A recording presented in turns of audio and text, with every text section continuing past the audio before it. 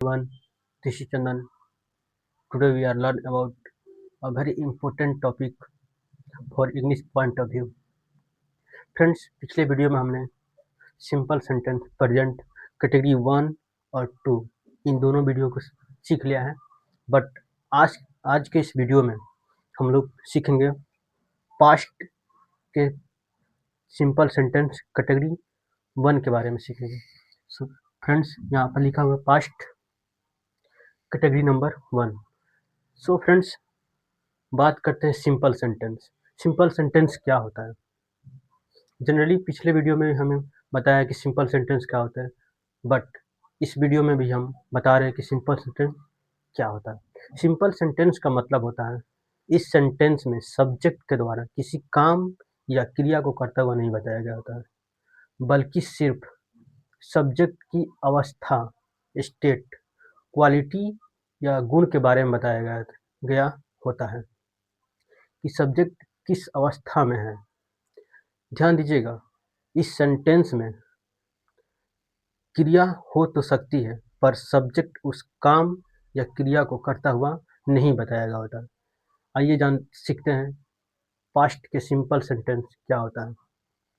इस सेंटेंस की पहचान होती है सेंटेंस के अंत में था, थे, थी लगकर आता है, और इस सेंटेंस में ऑक्सिलरी वर्ब सिंगुलर सब्जेक्ट के साथ वाज का यूज करते हैं और प्लूरल सब्जेक्ट के साथ हम लोग वर का यूज करते हैं। जिस भी सेंटेंस के अंत में था, थे, थी हो, लेकिन उस सेंटेंस में समय से का जिक्र हो जाए, जैसे समय से, जैसे वो 2 घंटे से ऑफिस में था, मैं 2 घंटे से पढ़ रहा था, समय से का जिक्र हो जाए, वहाँ पर हम लोग वाज वर की जगह पर हैड बीन का यूज करते हैं। और सेंटेंस निगेटिव हो जाए, जैसे वो 2 घंटे से ऑफिस में नहीं था, वहाँ पर हम लोग हैड नॉट बीन का यूज कर लेते हैं। और जिस भी सेंटेंस में ऑब्जेक्ट ना दिया हो, जैसे एक लड़का था, यहाँ पर सब्जेक्ट है एक लड़का, ऑब्जेक्ट क्या है? कुछ नहीं। वहाँ पर हम लोग देयर का यूज कर लेते हैं एज अ ऑब्जेक्ट के रूप में। देयर का यूज एज अ सब्जेक्ट के रूप में भी कर सकते हैं, एग्जाम्पल के माध्यम से समझेंगे। तो फ्रेंड्स, पास्ट के सिंपल सेंटेंस के रूल आपके सामने लिखे गए हैं। Affirmative sentence, negative, interrogative, special case. Special case क्या होता है? इसको हम एग्जाम्पल के माध्यम से समझते हैं। जैसे कौन ऑफिस में था, सब्जेक्ट कौन, सब्जेक्ट कौन एक WH फैमिली है, मेंबर है, ये सब्जेक्ट के बारे में ही पूछ रहा है कि कौन ऑफिस में था। जैसे मैं कहूँ राम ऑफिस में था, सब्जेक्ट है राम, ऑफिस में था, राम ऑफिस में था, सब्जेक्ट है राम। जैसे रवि ऑफिस में था, सब्जेक्ट है रवि, बट यहाँ पर कौन WH फैमिली मेंबर है और यही सब्जेक्ट के बारे में पूछ रहा है कि कौन ऑफिस में था, इसीलिए सेंटेंस एक स्पेशल केस कैटेगरी का सेंटेंस है। आइए उसको एग्जाम्पल के माध्यम से समझते हैं। तो मूव करते हैं नेक्स्ट स्लाइड में। वो ऑफिस में था, सब्जेक्ट है वो, यह एक अफर्मेटिव सेंटेंस है, इसलिए ये सेंटेंस एक अफर्मेटिव सेंटेंस के रूल के हिसाब से बनेगा। Subject was were plus object, इस रूल के हिसाब से बनेगा। सब्जेक्ट है वो ही, एक थर्ड पर्सन सिंगुलर सब्जेक्ट है, इसलिए यहाँ पर वाज का यूज करेंगे।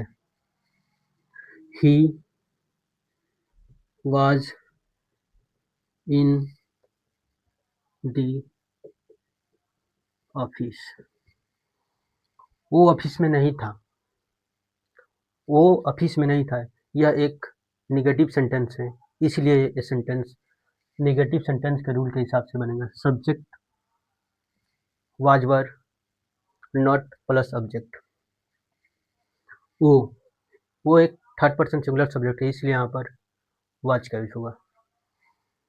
He was not in the office, क्या वो ऑफिस में था?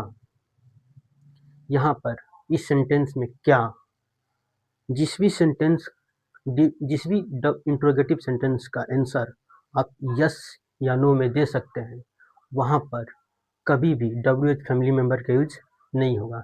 इस सेंटेंस का आंसर हम यस या नो में दे सकते हैं, इसलिए यहाँ पर WH फैमिली मेंबर का यूज नहीं होगा, बल्कि ऑक्सिलरी वर्ब का यूज होगा। तो क्या वो ऑफिस में था? Was he in the office? वो ऑफिस में क्या था? इस सेंटेंस का आंसर वो ऑफिस में क्या था, इस सेंटेंस का आंसर आप यस या नो में नहीं दे सकते, बल्कि आपको कुछ बताना पड़ेगा। वो ऑफिस में मैनेजर था, पियोन था, क्लर्क था, बल्कि कुछ ना कुछ बताना पड़ेगा। जब भी इंट्रोगेटिव सेंटेंस का आंसर आप यस या नो में नहीं दे सकते, बल्कि आपको कुछ बताना पड़ेगा, वहाँ पर हम लोग WH फैमिली मेंबर का यूज कर लेंगे। क्या क्या के लिए? What was he in the office? जैसे वो सुबह से ऑफिस में था, यहाँ पर समय से का जिक्र हो गया है, इसलिए वाज की जगह पर हम लोग वाज और वर की जगह पर हम लोग हैड बीन का यूज करेंगे। जैसे वो सुबह से ऑफिस में था, he had been in the office since morning. So friends, move करते हैं नेक्स्ट स्लाइड में। और भी एक एक लड़का था, यहाँ पर सब्जेक्ट है एक लड़का, बट ऑब्जेक्ट के बारे में पता नहीं, इसलिए यहाँ पर हम लोग ऑब्जेक्ट के रूप में देयर का यूज कर लेते हैं। बेहतर होगा देयर का यूज एज अ सब्जेक्ट के रूप में भी कर सकते हैं, और एक लड़का को ऑब्जेक्ट के रूप में भी लिख सकते हैं। जैसे दोनों तरीके से लिखते हैं। अ बॉय वाज देयर, या देयर का यूज एज अ सब्जेक्ट के रूप में भी कर सकते हैं। जैसे देयर वाज अ बॉय। इसी तरह एक लड़का ऑफिस में था, सब्जेक्ट है एक लड़का, ऑब्जेक्ट है ऑफिस। जैसे a boy was in the office. इसको हम देयर के साथ भी बना सकते हैं। जैसे देयर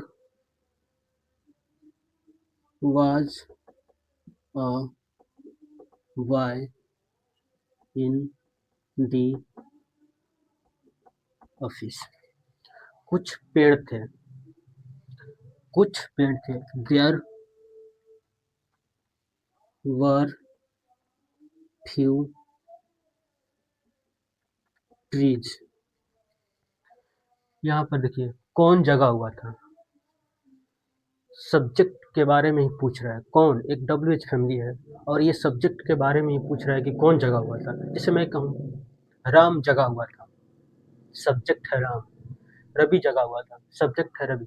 बट इस सेंटेंस में कौन, एक WH फैमिली है और यही सब्जेक्ट के बारे में पूछ रहा है, इसीलिए ये सेंटेंस एक स्पेशल रूल के कैटेगरी के सेंटेंस के हिसाब से बनेंगे। जैसे कौन जगह हुआ था, ये एक अफर्मेटिव सेंटेंस है। WH subject, was were plus object. Who was awake. जैसे राम एक अच्छा लड़का था, Ram was a good boy. तुम घर पर थे, तुम घर पर, सब्जेक्ट है तुम, सब्जेक्ट की अवस्था के बारे में बताया गया कि वो तुम घर पर थे, इसीलिए ये सेंटेंस एक सिंपल सेंटेंस कैटेगरी है। तुम घर पर थे, यू वर एट होम। वो सोया हुआ था। सब्जेक्ट है वो ही। सब्जेक्ट के बारे में बताया गया कि वो सोया हुआ था, उसकी अवस्था या स्टेट के बारे में बताया गया है, इसीलिए सेंटेंस एक सिंपल सेंटेंस कैटेगरी का सेंटेंस है। वो सोया हुआ था। He he was asleep। So friends, आज के लिए इतना ही। आपने अपना कीमती समय दिया, उसके लिए धन्यवाद। मिलते हैं नेक्स्ट वीडियो में। पास्ट के सिंपल सेंटेंस, पास्ट कैटेगरी 2 के बारे में सीखेंगे। सो